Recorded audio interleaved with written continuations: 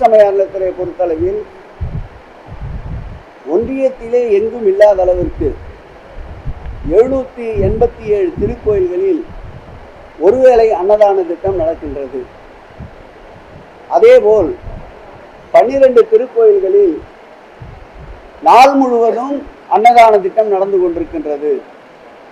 அதேபோல் 17 திருக்கோயில்களில் அன்னப்பிரசாதம் திருக்கோயிலுக்கு வருகின்ற அனைத்து பக்தர்களுக்கும் 17 திருக்கோயில் வழங்கப்பட்டு கொண்டிருக்கின்றது. இதை மையமாக வைத்துத்தான் இந்து சமய அறநிலையத்துறையில் புதிதாக ஒரு பிரிவை உருவாக்கி இந்த அன்னதானங்கள் நடைபெறுகின்ற அனைத்து அன்னதான கூடங்களையும் நேரடியாக சென்று பரிசோதித்து மாதத்திற்கு குறைந்தபட்சம் ஒரு 180 திருக்கோயில் என்று எடுத்துக்கொள்ளப்பட்டு ஆண்டு முழுவதும் ஒவ்வொரு ஆண்டும் தொடர்ச்சியாக அனைத்து திருக்கோயிலிலும் நடைபெறுகின்ற அந்த அன்னதான திட்டத்தில் இருக்கின்ற சிறிய சிறிய குறைகளை கூட திருக்கோயிலுடைய HRNC-யினுடைய கவனத்திற்கு கொண்டு வரப்பட்டு 3 மாதத்திற்கு ஒரு முறை கலந்தாய்வு கூட்டங்களை ஏற்பாடு செய்து அந்த பிரச்சனையை முழுவதுமாக முடித்து கொண்டிருக்கின்றோம்.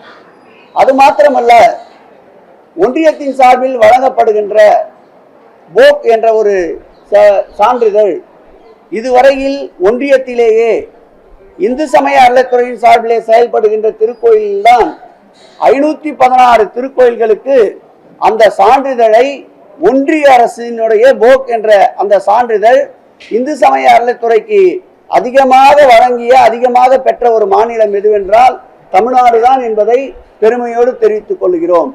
ஆகவே இந்து சமய அறநிலையத்துறையின் சார்பிலே செயல்படுகின்ற அன்னதான கூடங்களில் வழங்கப்படுகின்ற உணவுகள் தரம் தொடர்ந்து பரிசோதிக்கப்பட்டு தேவையான ஆலோசனைகள் அவ்வப்போது வழங்கப்பட்டு சிறந்த முறையில் பக்தர்கள் பயன்படுத்தி கொண்டிருக்கின்றார்கள். இந்து சமய அறநிலையத்துறையில் மாத்திரம் ஒரு நாளைக்கு 92 லட்சம் பேர் அளவிற்கு இந்த உணவினை பயன்படுத்தி கொண்டிருக்கிறார்கள் என்பதை 92,000 பேர் ஒரு நாளைக்கு திருக்கோயில் சார்பிலே வழங்கப்படுகின்ற அன்னதான திட்டத்தில் பக்தர்கள் பயன்படுகிறார்கள் என்பதை மகிழ்ச்சியோடு தெரிவித்துக் கொள்கிறோம். இந்த அன்னதான திட்டத்திற்கு ஆண்டிற்கு ஆகின்ற செலவு 105 கோடி ரூபாயை இந்து சமய அறநிலையத்துறையின் சார்பில் அந்தந்த திருக்கோயில்களில் இந்த அன்னதான திட்டத்திற்கு செலவிடப்படுகிறது என்பதையும் மகிழ்ச்சியோடு தெரிவித்துக் கொள்கிறோம். தமிழக அரசுடைய முக்கிய திட்டம் அனைத்து ஜாதியினரும் அர்ச்சகராகலாம். டெல்டா மாவட்டத்துல அனைத்து ஜாதியினரும் அர்ச்சகரான ஒருத்தருக்கு ஏற்கனவே அங்க இருக்கக்கூடிய அர்ச்சகர்கள் கொடுத்த அழுத்தம் காரணமா பணியை விட்டு போனதா ஒரு அதை துறை சார்பா ஆய்வு செஞ்சிருக்கோமா? அதோட நிலை இன்னைக்கு என்னவா இருக்கு? அனைத்து ஜாதியினரும் அர்ச்சகராக என்பது இன்றைய நேற்றைய கனவல்ல. இது ஒரு 2000 ஆண்டுகளுக்கு மேற்பட்ட ஒரு கனவு. ஒரு 2000 ஆண்டுகளுடைய போராட்டம். இந்த போராட்டத்துடைய உச்சம்தான் மாண்புமிகு நினைவில் வாழும் முத்தமிழறிஞர் கலைஞர் அவர்கள் அனைத்து ஜாதியினரும் அர்ச்சகராகலாம் என்ற திட்டத்தை கொண்டு வந்தார். அதன் தொடர்ச்சியாக பல்வேறு தடைகள் இருந்தன.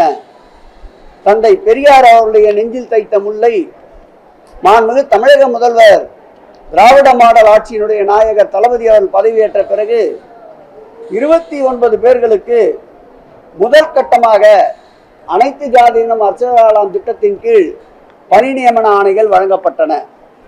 அப்படி பணி நியமன ஆணை வழங்கப்படுவதற்கு முன்பு கூட நீதிமன்றங்களுக்கு சென்று தடை ஆணைக்கு முயற்சித்த ஒரு கூட்டம் இன்று அளவிலும் அதை எப்படியாவது அந்த அனைத்து ஜாதியினர் அர்ச்சகராகலாம் திட்டத்தை துடைத்தெறிய வேண்டும் என்று முயற்சித்துக் கொண்டே இருக்கின்றார்கள்.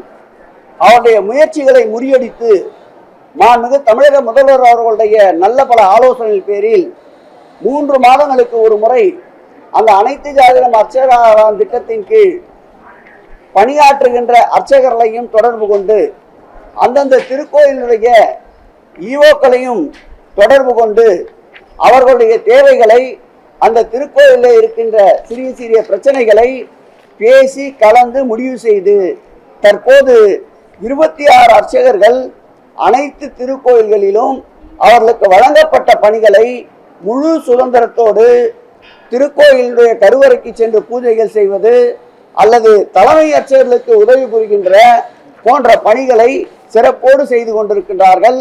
ஏற்கனவே இது குறித்து ஊடகங்களில் வெளியான செய்திக்கு துறையின் சார்பில் விரிவான விளக்கத்தை அளித்திருக்கின்றோம்.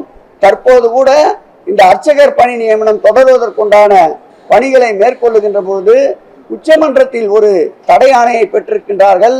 அந்த உச்சமன்றத்தில் பெற்ற தடை ஆணையை கூட நீக்குவதற்குண்டான முயற்சிகளை இந்து சமய அறநிலையத்துறை மேற்கொண்டிருக்கின்றது. அந்த வழக்கு வருகின்ற நவம்பர் மாதம் உச்சமன்றத்திலே வர இருக்கின்றது. துறையினுடைய அரசினுடைய தெளிவான விளக்கங்களை அப்போது நீதிமன்றத்தில் எடுத்துரைக்கப்படும்.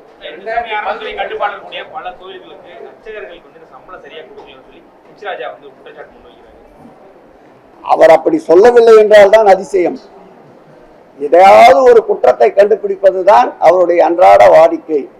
இந்த ஆட்சி ஏற்பட்ட பிறகுதான் ஒரு சின்ன உதாரணம் சொல்ல வேண்டும் என்றால், கன்னியாகுமரியிலே 470 திருக்கோயில்கள், அதற்கு ஒரு கால பூஜைக்கு கூட நிதி இல்லாத ஒரு சூழ்நிலை.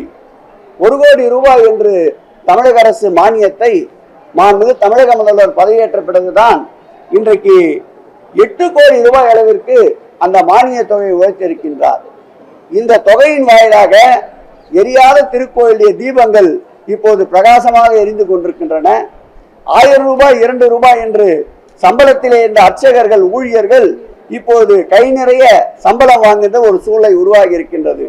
அதோடு மட்டுமில்லாமல் தஞ்சாவூர் தேவஸ்தானத்திற்கு உட்பட்ட திருக்கோயில்களுக்கு அதேபோல் 1 கோடி ரூபாய் என்று இருந்ததை இதுவரையில் மானியமே இல்லாதிருந்த நிலையில் 3 கோடி ரூபாயை ஆண்டிற்கு மானியமாக வழங்கிய ஆட்சி இந்த ஆட்சி.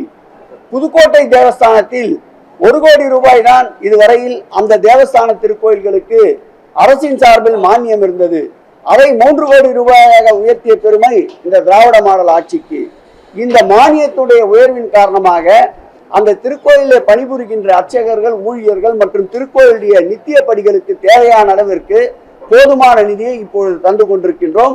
இந்த ஆண்டும் 2024-25 சட்டமன்ற அறிவிப்பிலும் கன்னியாகுமரி, நம்முடைய தஞ்சாவூர், அதேபோல் புதுக்கோட்டை ஆகிய 3 தேவஸ்தான திருக்கோயில்களுக்கும் தமிழக அரசின் சார்பில் நிதி மானியம் அறிவிக்கப்பட்டிருக்கின்றது.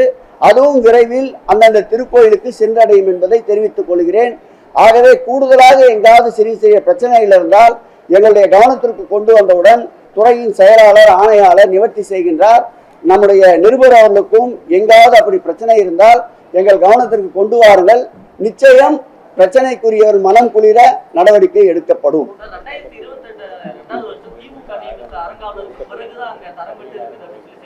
என்னமா 2022 வருஷத்துக்கு அப்புறம் திமுக நியமித்து புதிய அரங்காவலர் பொறுப்பேற்ற பிறகுதான் பழனி பஞ்சாபுரத்து தரங்கெட்டு போயிருக்குன்னு செல்வகுமார் சொல்லியிருக்கிறாரு. அவரு திமுக மேலேயும் குற்றச்சாட்டு வச்சிருக்காரு, அரங்காவலர் மேலேயும் குற்றச்சாட்டு வச்சிருக்காரு. யார் ஒரு செல்வகுமார்? நீங்க வழக்கு தொடர்ந்துருக்கு இல்லைங்களா? அவர் ஏதோ பதிவு போட்டிருக்காங்க, அந்த பேரை பார்த்தோன்னா வழக்கு தொடர்ந்துதான். தரங்கட்ட மனிதர்களிடம் தரமான வார்த்தையை எதிர்பார்க்க முடியாது. ஆகவே இதை பற்றியெல்லாம் இந்து சமய அறநிலையத்துறை கவலைப்படவில்லை. குற்றமாக இருந்தால் அதை சுட்டி காட்டினால் அதை சரி செய்து கொள்வதற்கு தயாராக இருக்கின்றோம். தவறாக இருந்தால் அதை சுட்டி காட்டினால் அதை திருத்திக் கொள்ள தயாராக இருக்கின்றோம்.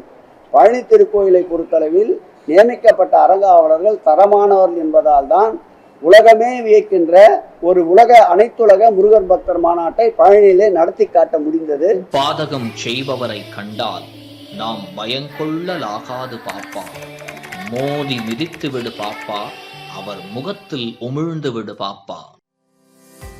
அண்மை செய்திகளை உடனுக்குடன் தெரிந்து கொள்ள இணைந்திருங்கள் இயம்நாடு தொலைக்காட்சியுடன்.